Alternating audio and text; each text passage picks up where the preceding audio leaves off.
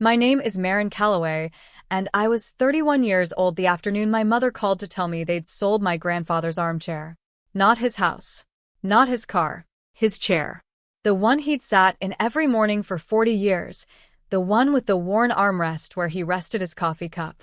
She said, "He doesn't need all this anymore," and then she asked me if I wanted to come for dinner on Saturday. I said I had plans. What I didn't tell her, what none of them had stopped long enough to consider, was that I had been driving Grandpa Harold to physical therapy every Thursday for the past 4 months. I knew exactly what he still needed, and what he'd been quietly watching his family take away piece by piece while he was out of the house. I'm not going to tell you yet what he handed me in that car on the way home from his last appointment. But I will tell you that by the time the snow melted on the back field of his property, my parents had received a letter from an attorney's office. Not a phone call. A letter. What happened between that chair and that letter is the whole story. Welcome back to channel, where quiet people finally close the account. If this is your first time here, drop a comment below and hit subscribe. A new story goes up every week. I should tell you about the chair first, because the chair is where everything starts. It was a club-style recliner, dark brown leather worn pale at both armrests, with a side table bolted to the right arm that Grandpa Harold had installed himself sometime in the mid-90s. The table was just wide enough for a coffee mug and a folded newspaper. He sat in that chair every morning from about 6 o'clock until the light changed in the front window. That was how he told time in retirement, not by the clock on the wall but by the light. I grew up in Delfield, a mid-sized town in western Pennsylvania, where the winters come early and leave late, and most people's families have been there for 3 or 4 generations. My grandfather, Harold Ashby, had lived in the same house on Cartwright Road for 51 years. He'd bought it with my grandmother before my mother was born, paid it off before my mother finished high school, and never once talked about it as an asset. It was just the house. It was where Christmas happened. It was where you went when something went wrong. My grandmother passed when I was 9. After that it was just Harold in that house, and Harold was fine with that. He had his chair, his paper, his kitchen garden out back, and a rotating cast of neighbors who checked in on him the way people do in towns like Delfield, out of habit and genuine care rather than obligation. My parents, my mother Linda and my father Greg Calloway, lived about 20 minutes away. My mother is the eldest of Harold's 2 children. Her brother, my Uncle Dennis, lives in Phoenix and visits at Christmas if the flights are cheap. The practical weight of Harold's care, such as it was, had always fallen to my mother by default. She'd managed his doctor's appointments for years, kept his prescriptions filled, handled the paperwork when his Medicare coverage changed. I want to be fair to her. For a long time she did those things without complaint. I'm a licensed occupational therapist. I've worked at the same outpatient clinic in Delfield for 6 years, which means I spend my days helping people recover function after illness or injury, teaching them how to dress themselves again after a stroke, how to navigate their kitchens after a hip replacement, how to hold on to the ordinary routines that make a life feel like their own. I am not a dramatic person. I am not, by nature, someone who makes scenes or demands recognition. I do my work, I go home, I tend to the things in front of me. My husband, Cal, says my defining quality is that I show up. Not in a performative way. Just, when something needs doing, I do it. I don't announce it. I don't send the group chat a summary afterward. For most of my adult life, this quality was essentially invisible to my family. I'm the middle child.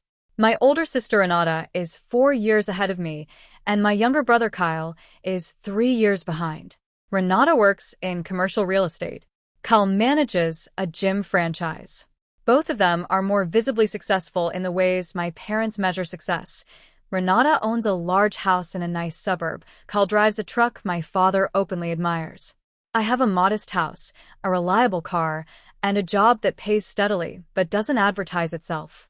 My mother used to introduce me at family gatherings by saying, "And this is Maren. She works with patients." The pause before patience said everything. It wasn't contempt, exactly. It was the particular flatness of someone who has decided that what you do is fine, but not the thing worth leading with. I had learned to live inside that flatness. Most of the time, I didn't think about it. Harold was the exception. Harold had always known exactly what I did and why it mattered. When I graduated from my OT program, he was the only person in my family who asked me to walk him through what occupational therapy actually was. Not a polite one-sentence answer, a real explanation. We sat at his kitchen table for an hour, and I told him about the theory of it, about the philosophy of function and independence, and what it means to help someone stay in their own life. He listened the way he did everything, without interrupting, with both hands around his coffee cup. At the end he said, "That's important work, Maren. That's the kind of work that doesn't make the news but holds everything up." I've thought about that sentence a lot in the years since. Harold turned 79 the autumn before everything happened. He was sharp, genuinely sharp, not the polite fiction families tell about aging relatives. He did the crossword in pen. He beat Cal at chess twice over Thanksgiving. His body, though, was beginning to register the accumulated weight of 8 decades in ways he couldn't ignore. His left knee had deteriorated significantly over the summer, and by September he was walking with a cane and struggling with stairs.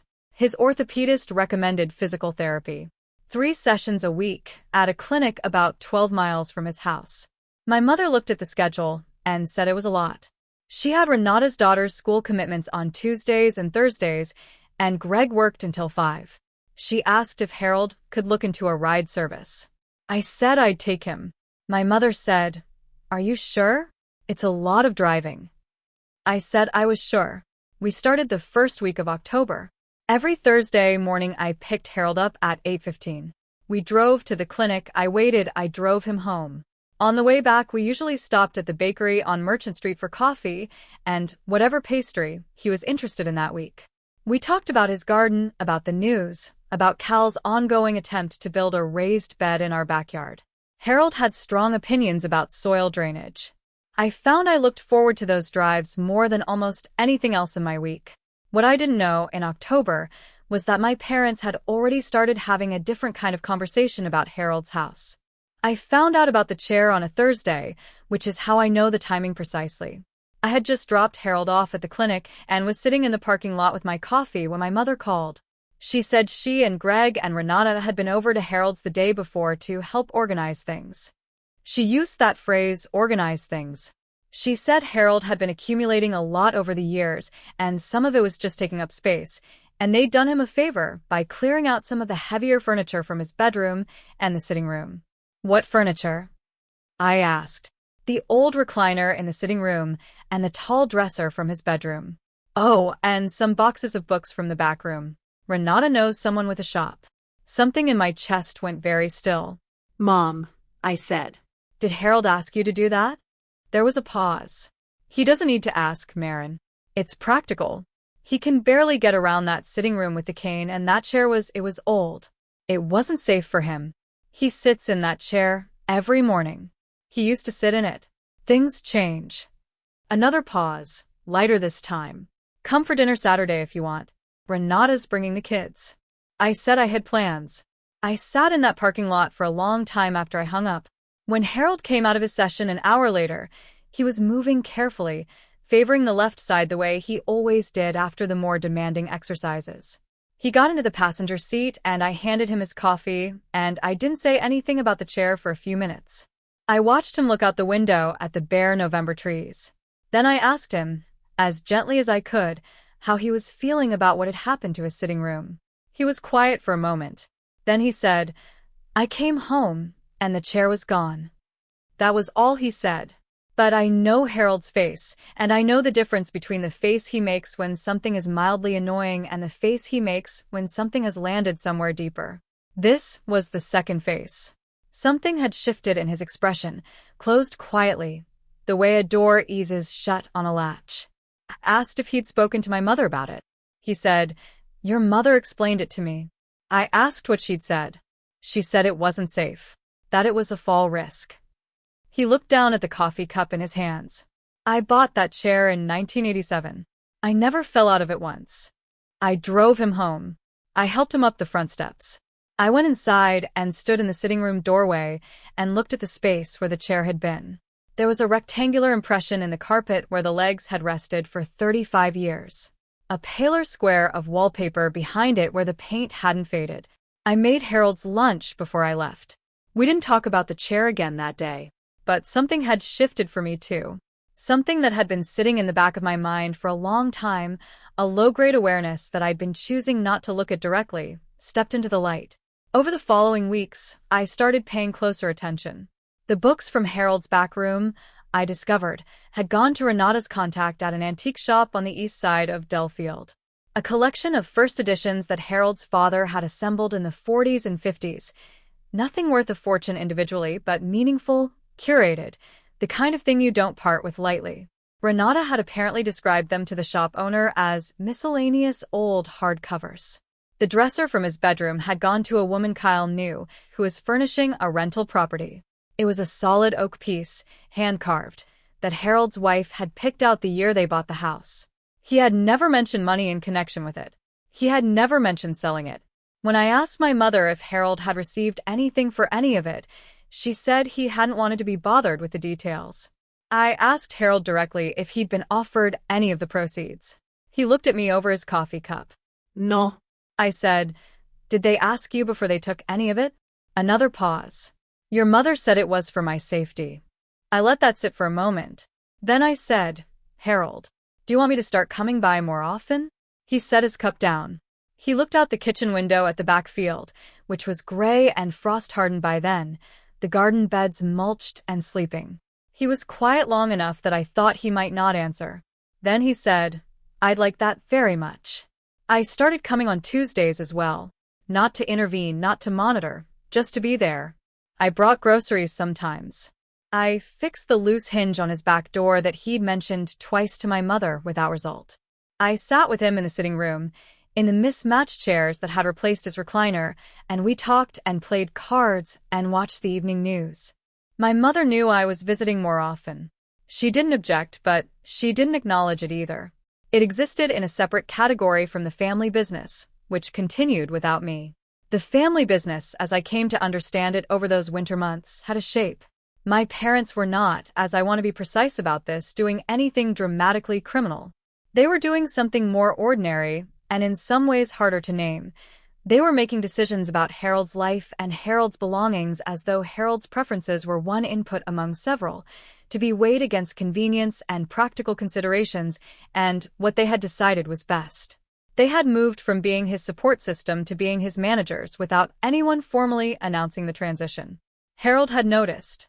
Harold had been noticing for longer than I had. In December, I learned from Harold himself that my mother had begun talking to a realtor. Not about selling the house immediately, just exploring options, she'd said, for when Harold reached a point where living alone wasn't realistic. Harold had not been told the realtor's name. He had not been invited to the conversation. He'd found out because the realtor had sent a follow-up email that came to an account Harold still used.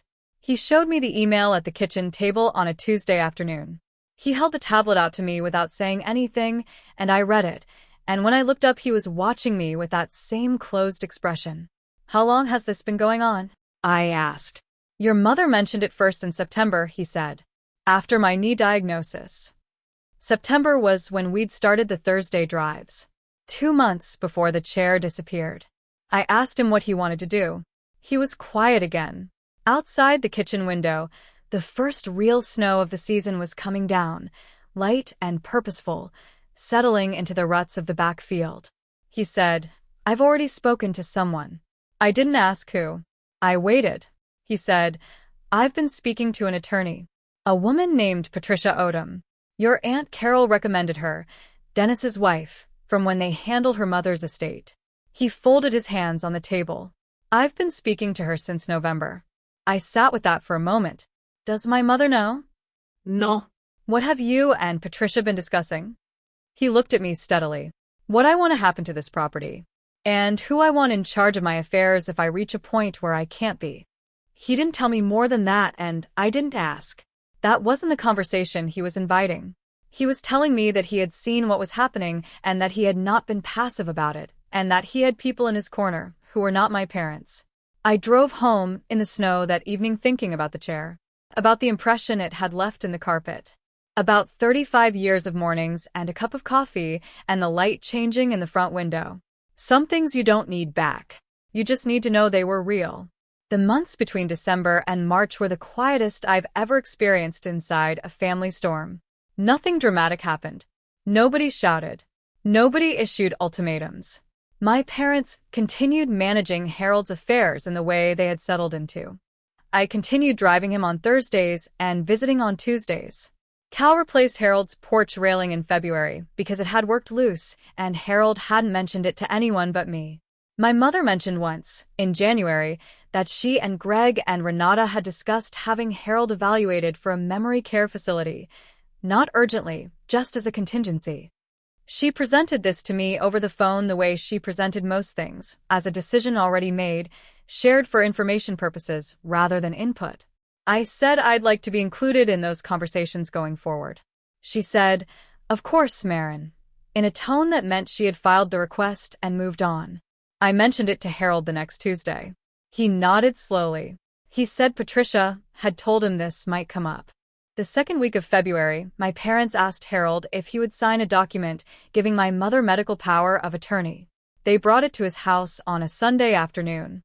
I wasn't there. Harold called me that evening. He said, "They brought papers." I asked what kind. He said, "Medical power of attorney. Your mother asked me to sign it." I asked if he had. He said, "I told them I needed to have Patricia review it first." My mother had apparently been taken aback. She'd said that it was standard, that she just wanted to make sure she could act quickly in an emergency. Harold said he understood, and that he'd have Patricia look it over, and they'd go from there. He told me my father had said, "Harold, it's just a formality." Harold said he'd told my father that formalities were worth reviewing. I have thought about that exchange many times since. About how much nerve it takes at 79, when the people managing your life are also the people you raised, to say, "I'd like my attorney to look at that first." Patricia reviewed the document. She sent my mother a note with some modifications she recommended. My mother did not respond to the note. The event was not a wedding or a party or anything with a guest list. That's worth saying. Bucket 5, in my experience, doesn't always deliver its moment in a ballroom.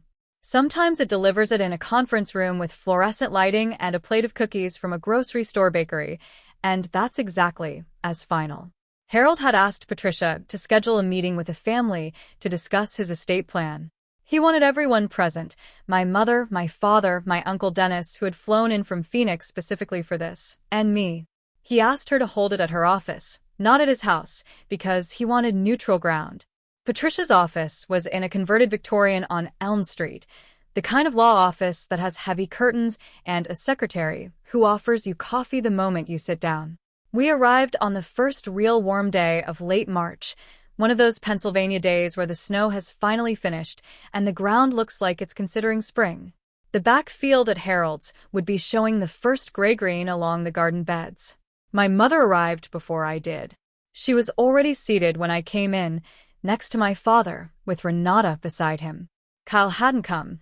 He'd sent a text saying he had a conflict. Dennis was across the table from them, looking slightly jet-lagged and uncomfortable in the way of a man who knows he's walked into something he doesn't fully understand. Harold arrived last. Patricia walked him in herself. He moved steadily, his cane in his right hand, and he sat at the head of the table. He looked around the room once, taking everyone in, and then he folded both hands on the table in front of him the same way he folded them in his kitchen. My mother smiled at him and said, "Harold, we're so glad you wanted to do this. It's a good idea, getting everything organized." Harold said, "Yes, it is." Patricia set a folder in front of her and said, "Thank you all for coming. Harold asked me to bring you together because he wanted to share some decisions he's been working on, and he wanted everyone to hear the same information at the same time." My mother nodded, clearly expecting a standard estate briefing. She had her reading glasses out. She looked like someone who had already written the summary in her head. Patricia opened the folder. She said, "The primary subject today is the property at Cartwright Road." My mother nodded again. "Of course. We've been meaning to discuss." Harold executed a deed transfer in January, Patricia said. "Recorded at the county clerk's office on the 14th. I have the filed copy here." The room changed. Not loudly. There was no shout. No bang of a fist. My mother's pen stopped moving. My father looked up from the table. Dennis turned his head toward Harold. Renata went very still in the way of someone whose mind is moving fast while her body waits for instructions. My mother said, "What does that mean, a deed transfer?" Patricia said, "It means Harold transferred ownership of the property at Cartwright Road to Maren Calloway in January, effective immediately upon recording." My mother turned to look at me. Her face did something complicated, 3 or 4 expressions competing without any of them winning. Her mouth opened slightly, and then closed. My father said, "Harold," and then stopped. Harold looked at my mother. He said, "Linda, you took my chair." The room was very quiet. Patricia gave everyone a moment to absorb what she'd said. Then she continued. The deed had been prepared in November, she explained, shortly after Harold had first contacted her, and executed in January after a waiting period that Patricia had built in specifically to ensure Harold had sufficient time to reconsider if he wished to. He had not reconsidered. The transfer was recorded, clean, without lien, at the county clerk's office on January 14th. The property at Cartwright Road, including the house, the outbuildings, and the back field, was in my name. She also placed a second document on the table. Harold had, in December, executed a durable power of attorney naming me as his agent for financial and legal matters in the event he became unable to manage them himself. This had also been filed. My mother's name did not appear on it. My mother said, "He can't have Patricia. He would have needed to. There should have been a capacity evaluation. He's nearly 80. Harold has been evaluated," Patricia said evenly. In November, at his request, by Dr. Laureen Voss at Delafield Medical Group. The evaluation documented full cognitive capacity. The report is part of the file. My mother looked at Harold. Harold looked at her. She said, "Harold, we've been taking care of you." He said, "I know, Linda. And I appreciate what you did for a long time." He paused. "But I watched what happened to my things. And I thought about what was going to happen to my house." Another pause, shorter. "I didn't want to have an argument. So I made a plan instead." My father said, "You should have talked to us." Harold said, "I asked Patricia to set up this meeting. That's what we're doing." Dennis, who had been silent through all of this, let out a slow breath and looked down at the table. He didn't seem angry, more like a man taking stock of a situation he'd walked into sideways. Renata said, "Maren, did you know about this?" I said, "I knew Harold had been speaking to an attorney. He didn't tell me the specifics until he was ready." That was true. Harold had told me, on the Tuesday before the meeting, that Patricia would be presenting the deed transfer. He had not told me the amount of anything or the full scope of the POA. I had sat across from him at the kitchen table, and he had told me, with that same quiet steadiness, that he had decided I should have the house. I'd said, "Harold, you don't." He'd said, "I know I don't have to. That's why I'm doing it." Back in Patricia's office, my mother was gathering herself. She straightened in her chair. She said, in a voice she was working to keep level, "Patricia, is there a process for contesting, for reviewing whether this decision was properly made?" Patricia said, "There is. You'd be looking at a capacity challenge. Given the documented evaluation, the waiting period, and the clean recording, you'd be working against a strong record. I want to give you that information accurately." My mother nodded. Her reading glasses were still in her hand. She turned them over once. Harold said, "Linda, I'm not asking for your permission. I already made the decision." He spoke without heat, the way he always had, not cold, just settled. "Maren has been here every Thursday and every Tuesday since October. She fixed the porch railing in February. She came when I called." He paused. "You came when it was convenient. I understand, you have your life, and I don't say that as an attack. But I know who showed up." My mother said, very quietly, "We were going to take care of everything, Harold." Harold said, "I know you were going to. I've seen what that looks like." He picked up his cane. He was not leaving. The meeting wasn't over. But the gesture said that he had said what he came to say. The rest was paperwork. Patricia walked through the remaining documents with the even, methodical pace of a woman who has delivered difficult news in well-lit rooms for decades. My mother asked 4 or 5 questions. Patricia answered each of them with the same steady precision. My father didn't say anything further. Dennis asked one clarifying question about the POA scope and nodded at the answer. Renata didn't speak again after the question she directed at me. I sat through all of it with my hands in my lap. I was aware of the room in the way you become aware of a room when something significant is happening in it. The fluorescent hum, the plate of untouched cookies, the quality of the light coming through the curtains. My chest was doing something steady and strange, a kind of pressure that was not quite grief, and not quite relief. Something more like recognition, like the feeling of a door opening that had been closed for a long time. When Patricia closed the folder, she thanked everyone for coming. She offered to answer individual questions by phone or email. She walked Harold out herself. I stayed seated while my parents and Renata gathered their things. My mother passed me on the way to the door. She didn't stop. She didn't look at me directly, but her hand, just for a moment, barely perceptible, made a small movement at her side, half reaching and then stopping. Something that didn't become a gesture. I let it go. My mother did not call me for 11 days after the meeting. When she did, it was a Sunday evening. She said she'd been thinking, and she wanted to talk through what had happened, and she hoped I understood that none of what they'd done had been intended to harm Harold. She said they'd been trying to look after him. She said the whole thing with the attorney had come as a complete shock, and she just needed me to know that. I said I believed her. She said, "So, you understand that we're going to need to talk about what happens next. The house, practically speaking, Maren, Harold still lives there. The arrangements for his care, his appointments, someone needs to be coordinating." I said I was already coordinating. I said I'd been coordinating since October. She was quiet for a moment. Then she said, "I know you have. And I want us to be able to work together on this. As a family." I said I'd been trying to work together as a family since before any of this started, and that I'd be glad to keep Harold informed of any conversation she wanted to have about his care. She said, "I meant with me. With us."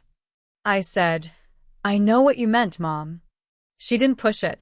We talked for a few more minutes about nothing specific and said goodbye. The family had another conversation that I wasn't part of. I found out later from Dennis, who had stayed an extra few days and had lunch with me before flying back to Phoenix. He said the general position was that I had gotten to Harold first and engineered the situation. He said this with some apology in his voice, as though he found the framing embarrassing. I didn't argue with it. I said I drove him to physical therapy every Thursday and had coffee with him afterward. That's what happened. Dennis nodded. He said, "He told me the same thing, for whatever it's worth." It was worth something. Renata stopped including me in the cousin birthday coordination texts for about 3 months. This was the primary social consequence on that front. Cal called me once, sounding vague and uncomfortable, and said he just wanted to check in, and I said I appreciated it, and we talked about his truck for a few minutes and hung up. The realtor conversation I learned from Harold ended. There were no further mentions of memory care facilities, no further organizational visits to Cartwright Road, no further documents sent for Harold's signature through unofficial channels. My parents came to Easter dinner in April. My mother brought potato salad and behaved with the careful pleasantness of someone who has decided to stop a particular argument without publicly conceding it. My father grilled the chicken. Harold sat in his kitchen chair, a new one, an armchair Cal and I had found at an estate sale, same style as the original, with a side table that held a coffee cup, and talked to Dennis on the phone for an hour in the afternoon. My mother looked at the chair once, when she passed through the sitting room. She didn't say anything. After dinner, when my parents were getting their coats, my mother stood in the hallway for a moment. She said, "The chair looks good in there." I said, "Harold picked it out." She nodded. She tied her scarf.